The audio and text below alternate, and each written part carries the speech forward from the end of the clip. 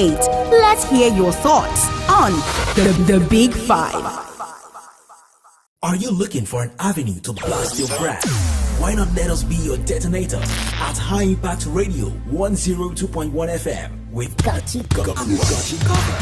For advert placement, sponsorship, partnership, call us on 0706 393 5694 0915 958 1881 0902 745 3931 or send an email to info@highimpactstudio.com.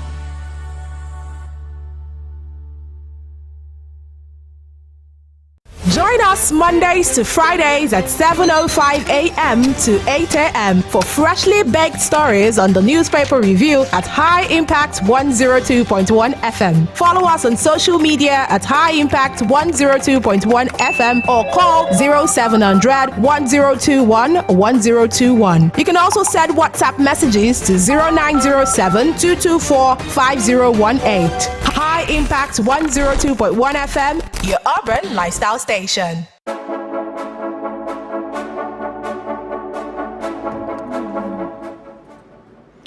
A very good morning to you, Lagosians, and good morning to you, Nigerians. Welcome to Thursday, the 27th of April, 2023, and this is the newspaper review reaching you live from our studios at High Impact 102.1 FM. I am Oyin Priye Krumale, and... Yes, good morning, Lagos, Nigeria. I am Grace Paul Adebayo. It is the 27th day in the month of April. Yeah, the month is gradually winding down. And just before we go to the dailies, a number of people have been talking on social media about the Nigerians that went to another country, an African country, for scholarship, and asking questions like, why should it be another African country, like what was doing that they should go? But then that is not what people should even talk about now, that some people are stranded. That should be the focus, and not like, oh, why should you go to another country for an African country that Nigeria is even better off for scholarship? Yeah, and also people are also talking about how the federal government are not they are not proactive enough. Okay. Adding that it's not a natural disaster, they expect them to do better. They gave instance of the Russia-Ukraine crisis. Yeah, it took about 100 days before the evacuation commenced. And like, okay, but we know that as at yesterday, $1.2 million were paid to rescue them, but unfortunately it's just to evacuate, but just to Cairo, that is Egypt, but it's just 10 buses. They were able to just get 10 buses, 15 buses, I beg your pardon, to evacuate them. So some people are still there. And then I know that the Minister of Foreign Affairs, Geoffrey Oyema, said that it's because of people are trying to take use the movements to increase the cost of conveying people. Like they want to use the period, like, this period to make money from these things. And then I'm like, wow, should it be what people should be doing now? People are stranded. That's it goes beyond that. I think it far goes beyond that. Notwithstanding the fact that that's not the only story that has been, making a buzz currently on front pages of newspaper. Of course, the bickering between Peter Obi, Atiku Abubakar, and Bola Ahmed, presidential election tribunal. Yes, and yes, exactly. It's not going to go away sooner. From the front pages of newspapers, there has been this Obi issues like Obi attacks INEC and Atiku Abubakar pointing, accusing fingers on the president-elect, talking about lots of cases that has been in the front burner of newspapers even before now. I think we already have them on the front page of the Punch newspaper. And of course, the contest for principal positions of the National Assembly in the Senate and the House of Representatives is quite intense and high at this moment in time, because that needs to be concluded. By June, they will be sitting, so it has to be concluded. So it has to be concluded on time. And at the moment, now there's serious lobbying, closed-door meetings going on. And of course, in the Red Chamber, it has been the conversation of where are we zoning the president of the Senate too, who is going to emerge. And of course, before now, the All Progressives Congress, there's been this talk about marginalization, not that they were accused of marginalization, and there is serious conversation, and that is why Odiuzo Carlos has said that for them to be fair, they should zone it to his village, the south, not just the south, his village, the southeast, yes, and to his village. He said he's the only one representing his village, that they should zone it to his village. So yesterday we saw pictures. Today, we have it on the front page of the dailies. He shook hands with the president-elect Bola Ahmed Tinubu. So he's not the only one in APC, really. Senator Ndume. Alin Dume of the APC, Jibril Barau is also Akpabio. Yes. There are a number of them. You've mentioned Jibril, you've mentioned Barau, yes. So there are a number of them, about 5 thereabouts, and lobbying for that position. We'll see how that pans out. I think we should take a break and then we come back. We'll begin with the front page of the newspapers. Looking for something away from the regular? Television shows that will keep you glued to your screen? Then High Impact TV is your best choice. We give you the best television shows, educative and entertaining programs. Keep a date with our breakfast show, Tea or Coffee. Weekdays 7 a.m. to 10 a.m. Newspaper review. Weekdays 8 a.m. to 9 a.m. Midday special. Weekdays from 12 p.m. to 2 p.m.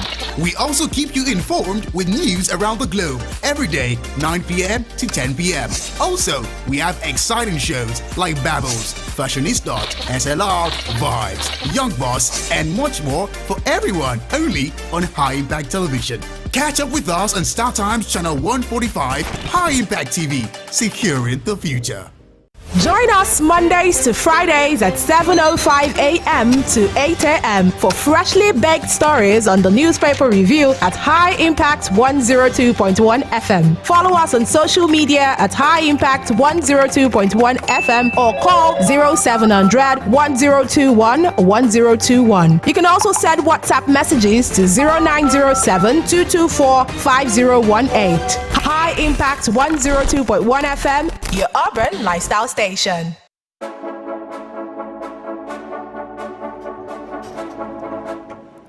Welcome back. Now let's delve into the business of the day. Let's take a look at stories making the rounds on front page of the Punch newspaper. On the front page of the Punch newspaper, Sudan crisis or Sudan conflict. Students lament slow evacuation. Federal government to pay $1.2 million. Sudan conflict, students lament slow evacuation. Federal government to pay $1.2 million. To write us that story. Only 15 out of 40 buses ready on Wednesday conveyed 750 students. Minister says cost covers 19-hour journey securing from Sudan to Cairo. Those are the riders to that main story. Sudan conflict, students lament slow evacuation. Federal government to pay $1.2 million. On the topmost section of the Punch newspaper, Obi attacks INEC for defending Tinubu. Atiku claims victory. That story is on page 8 of the Punch newspaper. Cash scarcity crippled Nigeria's economy. That's coming from the United Nations. Cash scarcity crippled Nigeria's economy. Tinubu speaker aspirant meet on zoning behind closed doors. Tinubu speaker aspirant meet on zoning behind closed doors. That's on page 8 of the Punch newspaper. Moving on, we could see some Nigerians at the registration point in Sudan before evacuation to Cairo, Egypt. It's on Wednesday. Photos, we could see that on the front page of the Punch newspaper, where lots of people there, going through the registration process before being conveyed away from Sudan to Cairo in Egypt. Moving on, 40,000 trucks to visit Lekki Port daily. That's coming from TTP. It's stories on page 26 of the Punch newspaper. Lagos State government demolishes illegal buildings on Banana Island. This is not unconnected to the recent story about building collapse in Lagos. Police arraign Lagos spare part dealer for assaulting housewife. Police arraign Lagos spare parts dealer for assaulting housewife. That story is on page 4 of the Punch newspaper. Do remember that the phone lines are open already. You can call into the program and tell us which of these stories gets your attention and you would like to comment on. The number to call is 0700 1021 1021, and that is 0700 1021 1021. You can equally send WhatsApp messages to 0907 224 5018, 0907 224 5018. We're live on Twitter at High Impact 1021 FM. We're also live on YouTube at High Impact 102.1 FM. Those are the stories making the round and front page of the Punch newspaper.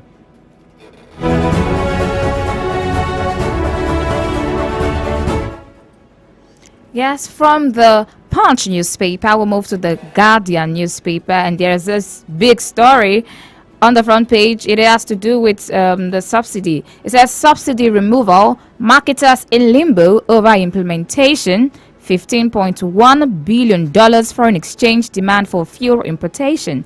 That's on page 6, read of the Guardian newspaper. That is, Nigeria spent 7 trillion naira, a open sum of 7 trillion naira to import fuel yearly into the country. And now there's reports that if this happens, we'll be buying fuel between 700 naira to 800 naira per liter by June. Really? How will Nigerians, I just know, what will be the cost of all that of commodities like transportation, food? If you're getting a liter of fuel at that price, let's see. We'll see how that unfolds. We are just in April, right?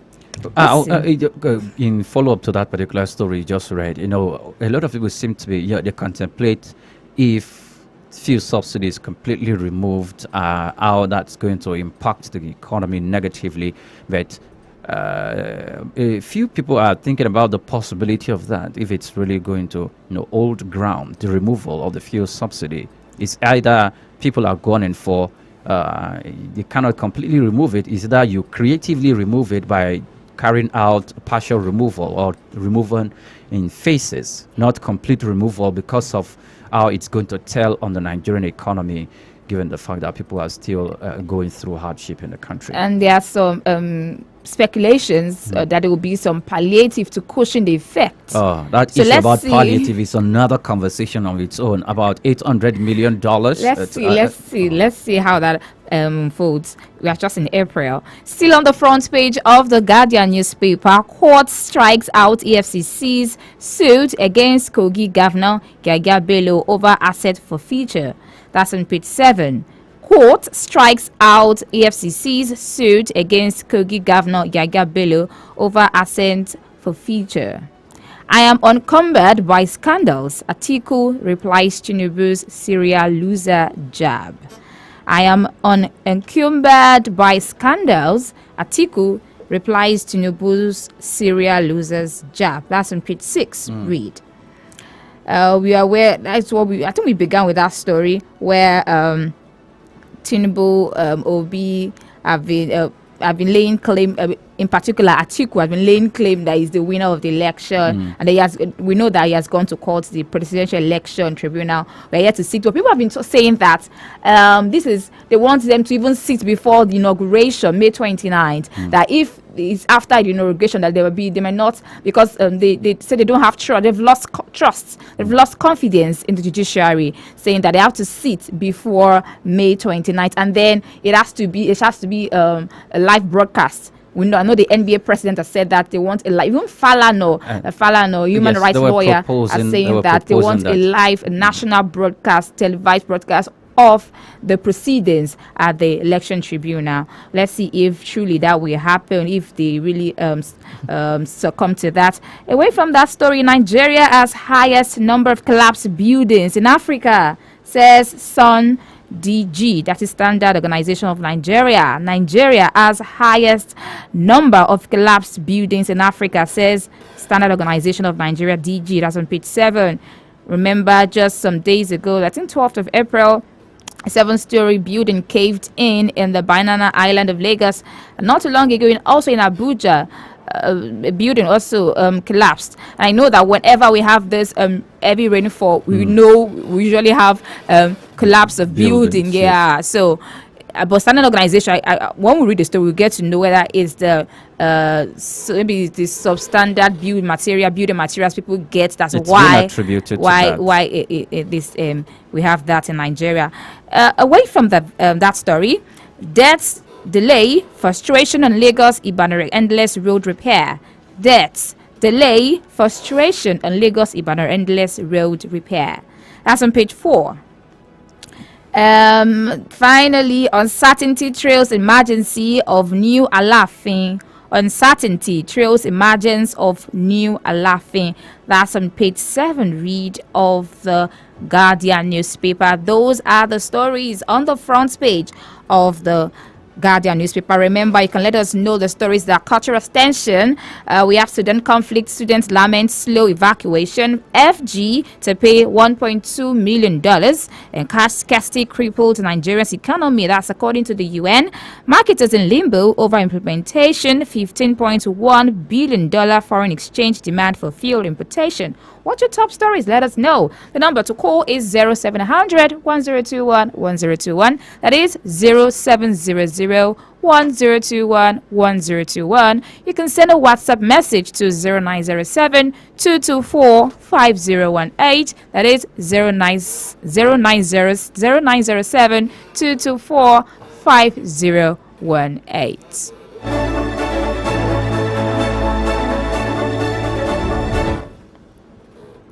Welcome back. Now let's move on to stories making the rounds on front page of the Vanguard newspaper.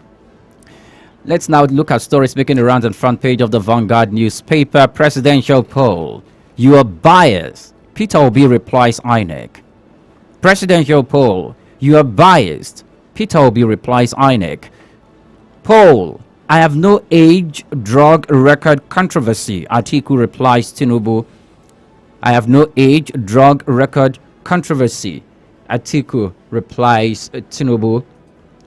And still presidential poll. Okay, I've taken a look at that. Commanding officer, soldier, 15 others killed as herders storm Benue community again. Commanding officer, soldier, 15 others killed as herders storm Benue community again. Kidnappers of 29 people in Abuja yet to make contact with relatives, says a villager. Moving on to other stories on the front page of the Vanguard newspaper. Still, no Nigerian died in Sudan, says federal government as airlift begins tomorrow, which should be today. No Nigerian died in Sudan, says a federal government. Yes, then Banana Island Joint Task Force demolishes illegal building. That's on page 10. Joint Task Force demolishes illegal buildings. Asset forfeiture. Court strikes out EFCC's suit against Governor Yahya Bello. Asset forfeiture. Court strikes out EFCC's suit against Governor Yahya Bello. 10th National Assembly. Tinubu needs Igbo to succeed, says Southwest Senator-elect. 10th Assembly. Tinubu needs Igbo to succeed, says Southwest Senators-elect. And yes, those are the stories making the rounds on the front page of the Vanguard newspaper. Do remember that you can call into the program 0700-1021-1021. That is 0700-1021-1021. Which of these stories caught your attention and you would like to make comments on? You can equally send WhatsApp messages to 0907-224-5018, 0907-224-5018. We're live on Twitter at iImpact1021 FM. We're also live on YouTube at iImpact102.1 FM. Those are the stories making the rounds on front page of the Vanguard newspaper.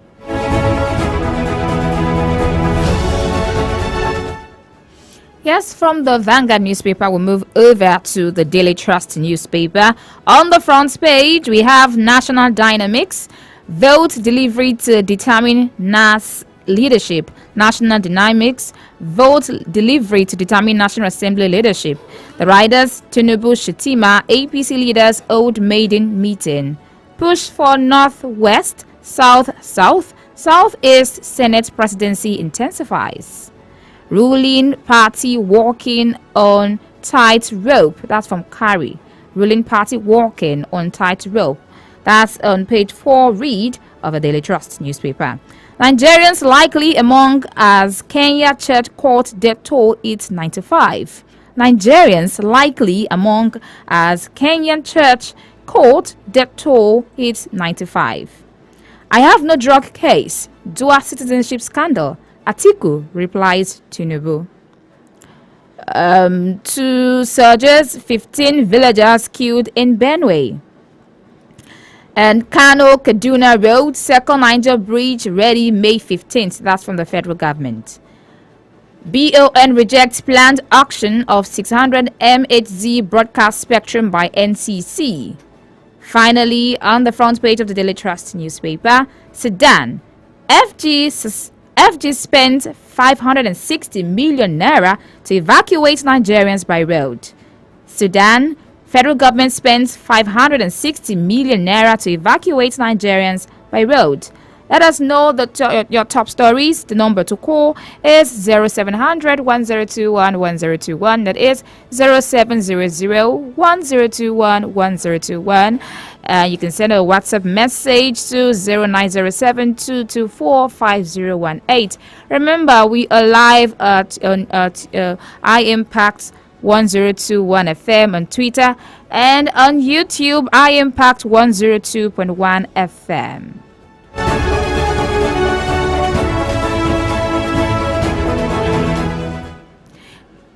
Yeah, welcome back. We are due for a break, and when we return from this break, we will be then, taking your calls and reading your messages, whilst we continue to look at the stories individually to give you the other side of the stories that are way beyond what we see on the front pages and the headlines on the front pages of newspaper. Do stay with us.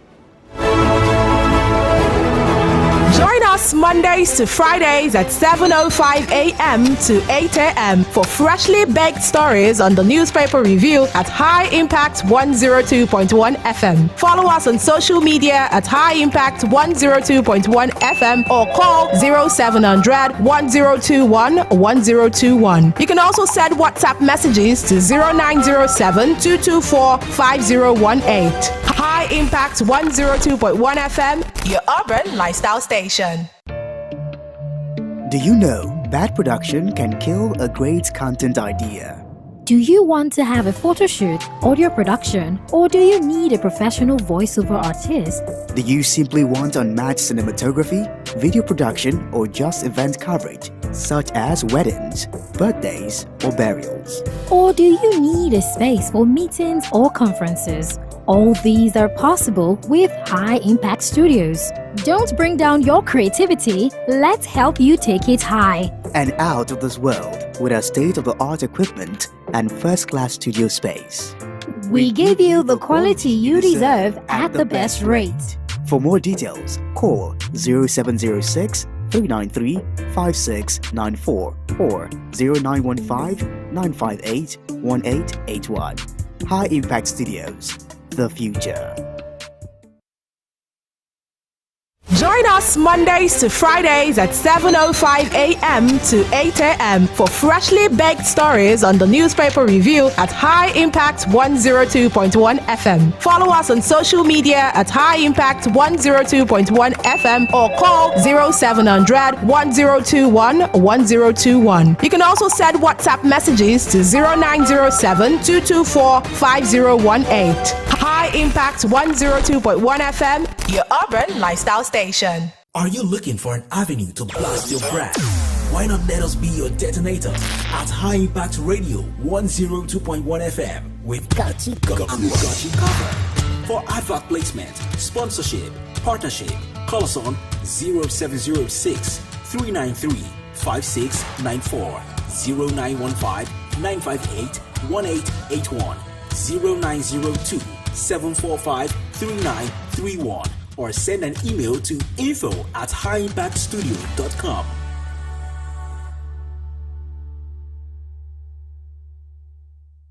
Madam, let me have my food, please. Oh boy, now wow. Hello. Excuse me. Come and buy what we are selling, oh. For Food Only Canteen FFO is now open every weekday. Yes, we sell off-white rice with tomato sauce, big jollof rice, off-cream fried rice, low budget ewagoy and bread, plus daily jara of special delicacies. From 1 p.m. to 3 p.m. only on High Impact 102.1 FM. FFO Canteen. With Trenches Food, we stand. People, make una go. Case dismissed. About this food sweet, not be small. Join us Mondays to Fridays at 7:05 a.m. to 8 a.m. for freshly baked stories on the newspaper review at High Impact 102.1 FM. Follow us on social media at High Impact 102.1 FM or call 0700 1021 1021. You can also send WhatsApp messages to 0907 224 5018. High Impact 102.1 FM, your urban lifestyle station.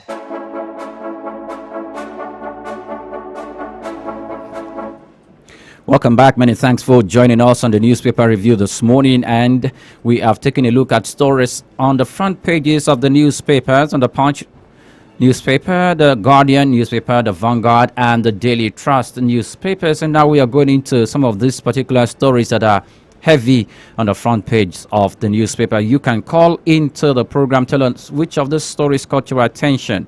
You can call us on 0700 1021 1021, and you can send us WhatsApp messages on 0907 224 5018.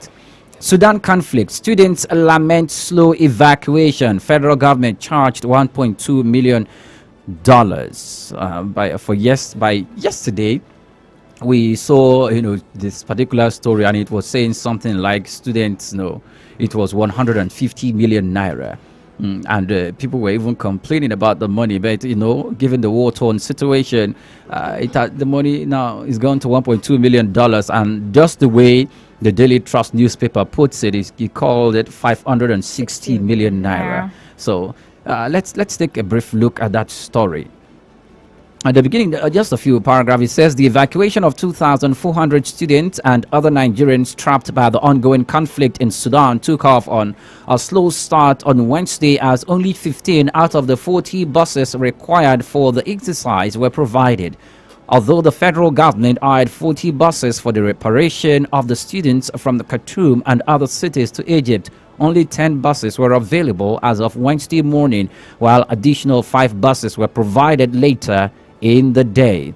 This was happening as the Minister of Foreign Affairs, Geoffrey Onyema, claimed the federal government has been charged $1.2 million for the evacuation of Nigerian nationals out of Sudan. He cited insecurity in Sudan for the high cost of evacuating Nigerians from Sudan. There's one other thing he said I want to get on. He says one of the evacuated students who spoke to, journalist said evacuated Nigerians are the Rapid Support Forces. RSF. Yes, the RSF forces. They will escort them to the border of Egypt. The government had said on Tuesday that evacuation of about 5,000 Nigerians, including students stranded in Sudan, will commence on Wednesday. To expedite the repatriation, the government, through the National Emergency Management Agency, on Tuesday released 150 million naira for hiring the buses that would convey citizens from Sudan to Cairo in Egypt. Now, we begin to have a picture of how sensitive this evacuation process is and how dangerous it is, and if things doesn't go according to plan, the danger it poses to the life of the evacuees, the Nigerian officials that would be with the evacuees, and of course even the people who are seeing them off. One thing we need to let our callers or our listeners know that in this evacuation process, even before this process, the RSF, the Rapid Support Forces, which represented a paramilitary force that is being headed by Mohamed Delgado. There is, the opposing force against the Sudan army, which is being headed by Mohamed Al-Burhan. Abdel Adborn, rather, of the Sudan forces, and these two forces are, opposing each other, fighting whilst negotiating who becomes the head and who becomes the subordinate in ruling and governing Sudan. Since negotiation failed, it resulted to this current situation. And if the RSF are the ones escorting the Nigerian students to the Egypt border, it is obvious that they are providing safety. They are going to give them security clearance so that even when they go to the Egyptian border, the Egyptian authorities and the Egyptian army that will be there to convey, to ascertain the security clearance and convey Nigerians into their territory for onward uplift out of Egypt, will have to, do their own bidding. But however, what if, I'm just saying, if they got maybe attacked, or maybe there's a coincidence where they are blocked by the Sudanese army, then it becomes another story. And this, I think, it's one of the reasons why the Nigerian authorities were telling the students to stay calm whilst they prepare, before the evacuation. They were telling them to stay calm, not to embark on any individual trip out of that place, because it's going to endanger their lives. Because if they are embarking on any individual trip,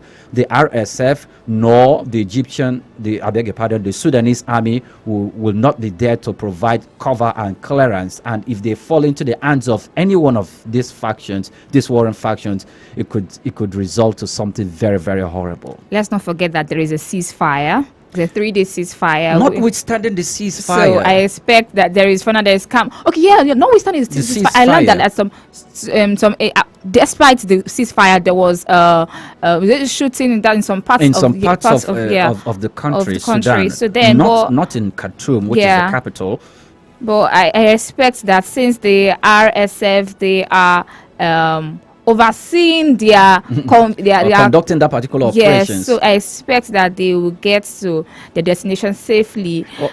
Maybe we're going to speak to a security expert, or probably a retired general or a retired military officer. When there is a ceasefire between two warring factions, so what if they come across each other? Is that ceasefire going to prevent them from opening fire on each other? If they come across each other face to face. Well, maybe we should be more remember that even the US as well as Britain, they are trying to evacuate their citizens, and then they allowed this to happen so that we are using the opportunity. So they wouldn't want things to harm the nationals of those countries. You mean they are giving more, they are deferring more to these persons? Well, I don't want to believe it that way. Now, it became very, very clear why some of the Nigerian students who found their way to the Ethiopian border were prevented from coming into the country then, but because not only the fact that the Ethiopians themselves are currently is in crisis, talking about the Tigray crisis, and they don't want other people to take advantage of that to infiltrate their territory. But I'm glad that evacuation has commenced, notwithstanding the fact that the government ordered for 40 buses, but they were only able to secure 15 to convey them. And as we speak, according to the report, about 750 Nigerians have been evacuated and moved. And for the fact that they will be involved in the journey which sprung more than 10 hours, being conveyed from Sudan to Egypt, to Cairo in Egypt, is another thing to consider. Because you look at those buses making 10-hour trip to and making another 10-hour trip back to convey more Nigerians is going to take a lot of time. So can we make this within the space of the 72-hour ceasefire that is currently operational, or is there going to be another ceasefire for internationals to come in and evacuate their citizens? Because it's just for Nigerians, it's just 750 out of over 4,500 Nigerians. And speaking about the costs, the Minister Geoffrey Oyema, the Minister of Foreign Affairs, has said that because of the risks involved, that's how and so many other things. That's why it was that huge. The cost, $1.2 million. Let me read from his words from the Punch newspaper. He said, a lot of people are going to also take advantage of this. They are going to hike up the price. You know, we saw how the French convoy was attacked. So it was difficult procuring these buses, but we had to do it because Nigerians' life matter. Yeah, they understand the value of a Nigerian life. That's some good news. And in actual fact, no life of a Nigerian has been lost in this crisis. That's some good news. Yes. And we hope that they get to all of them get to Cairo in Egypt safely without no lives lost. From Sudan, let's move to another story. Here is about the building collapse. Yes, about the building collapse. And I know that whenever there's heavy downpour of rain, we hear these stories every now and then, and it's sad to hear. Let me quickly take the story. Have you got it already? Yes. Go ahead if you've got it. Yes, I think the story is in the Guardian newspaper, and the headline reads that Nigeria has highest number of collapsed buildings in Africa. That's coming from the Standard Organization of Nigeria Director General. It says that the Director General, Standard Organization of Nigeria, Farouk Salim, said that Nigeria had witnessed a disturbing increase in cases of building collapse over the years. He noted that statistics have shown that there are over 221 cases in Nigeria, making it the topmost country in Africa with the highest number of building collapse, adding that Lagos State alone constitutes 60% of the cases. Salim spoke at the opening of the 4th edition of Builders Breakfast Workshop tagged Building Surveying Practice and Procedure, charting a new course in building post-construction services in Lagos. The event was organized by the Nigerian Institute of Building, Lagos chapter. Salim said the building sector in Nigeria faces several challenges, including lack of enforcement of existing standard and regulations. According to him, other factors responsible for building collapse include poor structural design and others. Yeah, a similar story to that about the building collapse is also on the Punch newspaper. And the Lagos State government on Wednesday embarked on the demolition of illegal buildings in the Banana Island area of Lagos State. And whenever you see a building under construction, I'm talking to Nigerians listening now. Whenever you see a building under construction, and then you do not see like a narration showing the name of the developer, showing that who they contracted it to, you should raise an alarm. Report to the Lagos State Building Control Agency. And I also know that there are some buildings that have been earmarked for them to stop work. You will see this cross X sign with the red, and they write LASBC, that is Lagos State Building Control Agency, that they've told them to stop work. Yet some people will still continue with the work. So you be a good Nigerian, you'll be doing yourself a favor, because who knows, if maybe someone close to you or something, so you don't have to cry over what is not what you can prevent. So please, when you see something, say something. We hear every now and then, we hear this. I know last year I remember going for a report, and I saw like people, they're trying to rescue someone from the debris. It was really a bitter experience. Yeah, so please, when you see something, say something. You see that, oh, this building is not looking looking fragile. You can see marks on the building. Yes, they're trying to patch the work. They're trying to raise or maybe add another story video on it. Please say something. You'll be saving a life or two or more. Notwithstanding, it's the Lagos State Building Regulatory Agency or Control, and not just Lagos State. If there is a federal agency that way, or they can't go around. Like they can. If you cannot go Lagos around, is big. So of course, I recall talking to he is a builder. I'm trying to remember his name now. He's an engineer, right? He's a civil engineer. And he told me that they have an association of engineers. I've forgotten the what is called now, the association. That they voluntarily, when they see buildings, like they raise an alarm.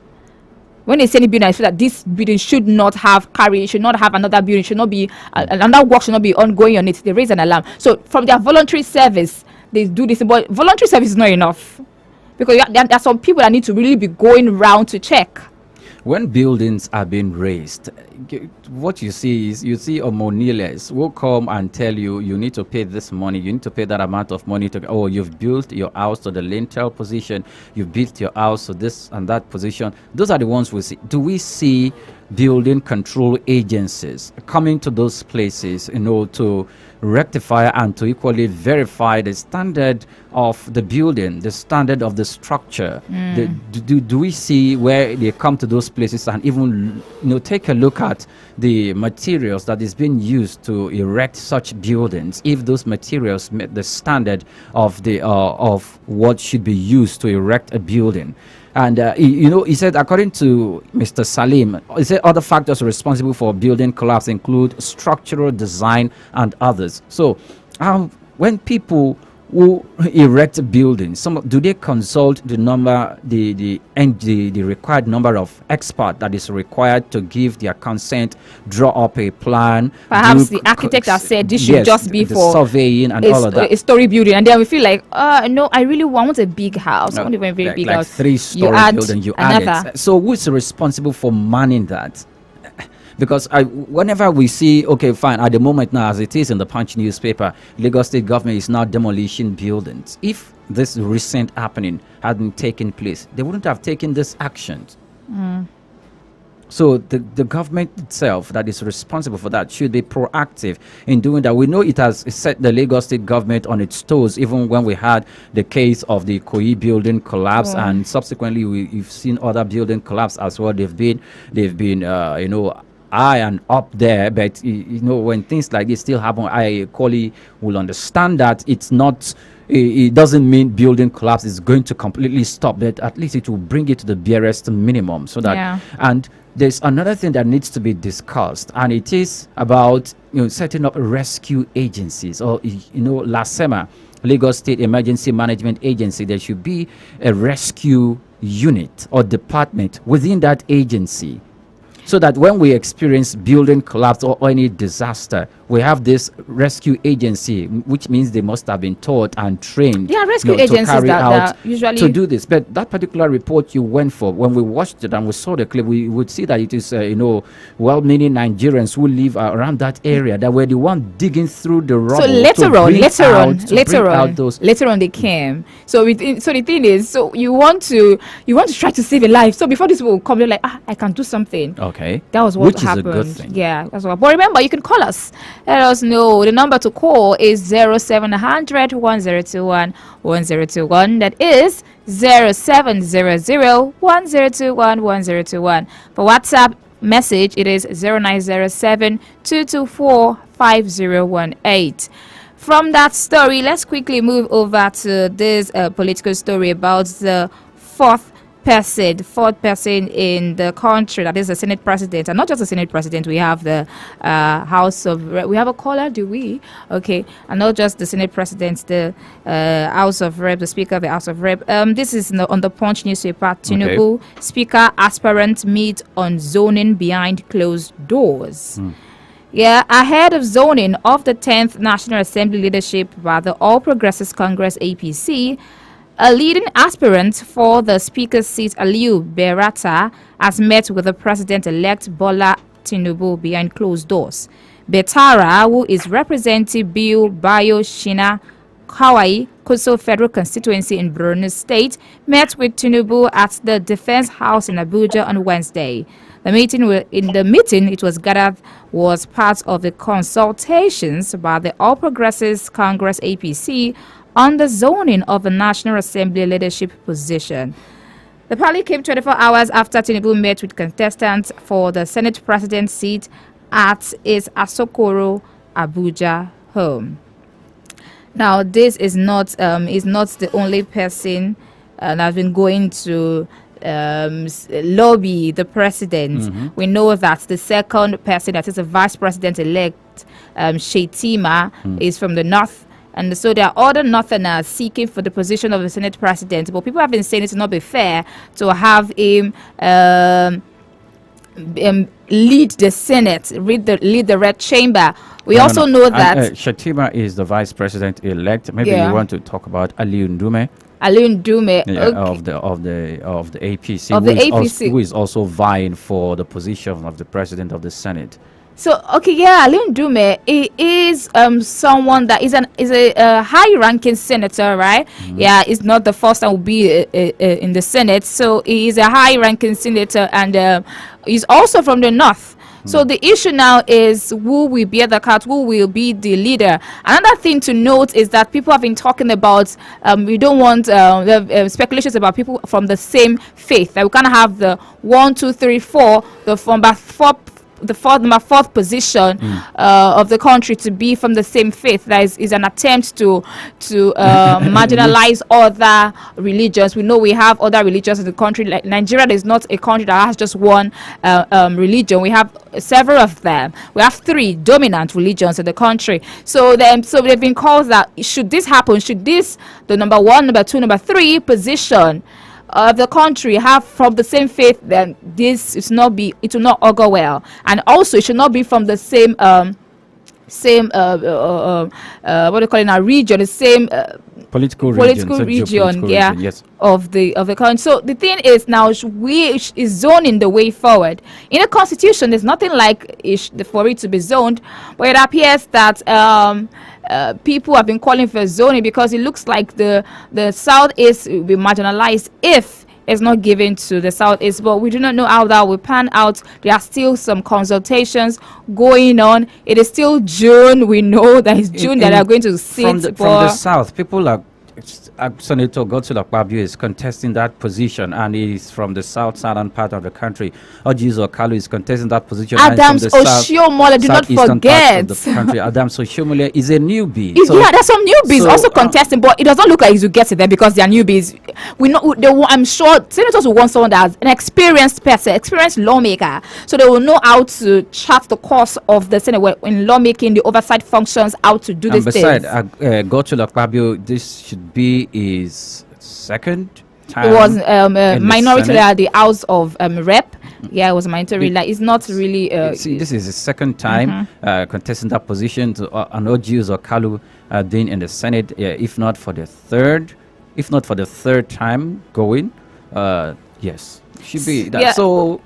We'll leave that for other political parties. And speaking about, however, we'll look at the opposition parties. If the opposition parties can influence the process by picking someone from their midst as well, and trying to even lobby those, from the APC, lobbying other senators from the APC for them to vote them. This 10th assembly will be interesting. It is politics. It will be interesting because we have 8 political parties for the first time. Yes. We're having 8 political parties at the National Assembly.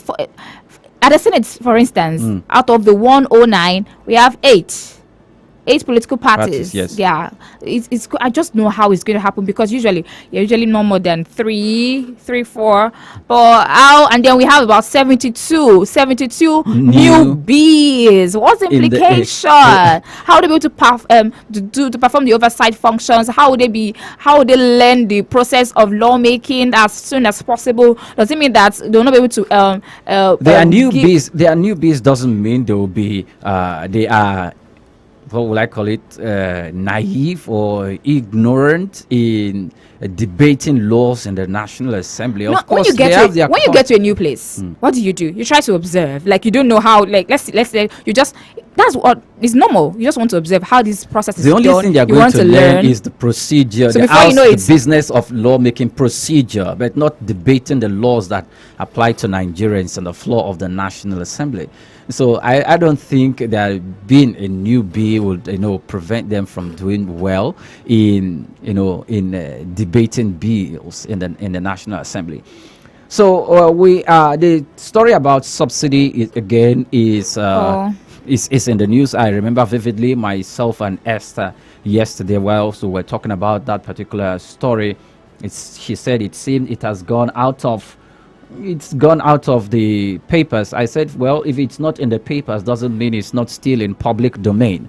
And taking a look at that story, it says subsidy removal, petrol may eat 800 naira per litre from June. Stakeholders doubt federal government.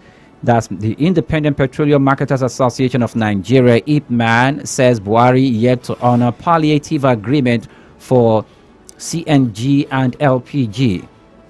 Nigeria may see a foreign exchange gap hovering around $15.1 billion as the federal government plans to remove subsidy on the premium motor spirit in 2 months. Yes, that should be talking about June. This comes as marketers have insisted that unless a practical framework is designed to manage the transition to a deregulated market, the crisis caused by the Naira redesign policy may resurface. About $15.1 billion, which is an equivalent of 7 trillion naira, is spent yearly to import premium motor spirit alone.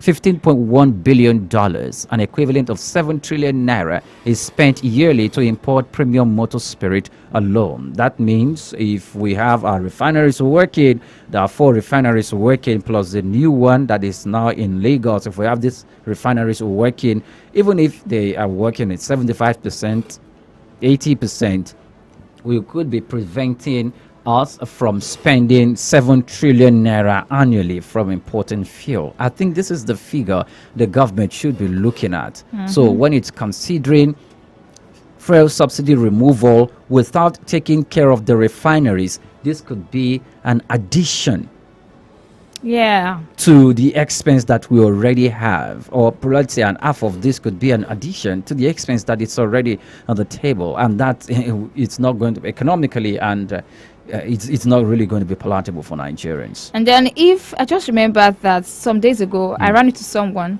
that was telling me a bottle of kerosene is about 480 naira. I'm like, whoa, are there still people using kerosene in this Nigeria? I'm like, yes. When there is gas, I know gas is relatively cheap, but kerosene is, a bottle is 480 naira.